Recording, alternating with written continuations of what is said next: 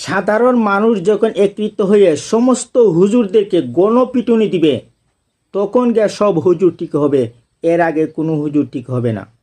যেমন একটা ঘটনা আমি আপনাদের সামনে উল্লেখ করতেছি। নতুন বাসার মালিক সে দুজন হুজুরকে দাওয়াত খাওয়াবে। সে দুজন হুজুরকে দাওয়াত দিল তার বাসায় দাওয়াত খাওয়ার জন্য। যখন দুজন হুজুর একসাথে তার বাসার মধ্যে গিয়ে হাজির হইলেন, তারা উজু করবে। উজু করার জন্য একজন বাথরুমে গেলেন। তখন বাসার মালিক এসে জিজ্ঞাসা করলো একজনকে, ভাই, আপনাদের দুজনের মধ্যে সবচেয়ে বড় হুজুর কে? কে সবচেয়ে আমলদার? তখন ওই ব্যক্তিটা বলল, আমি সবচেয়ে বড় হুজুর। তখন উনি বললেন, উনি তাহলে বড় হুজুর না? তখন ওই ব্যক্তি বলল, আরে ও একটা গুরুয়ের না, ও একটা গুরু, ও কিভাবে বড় হুজুর হবে? বড় হুজুর হইলাম আমি।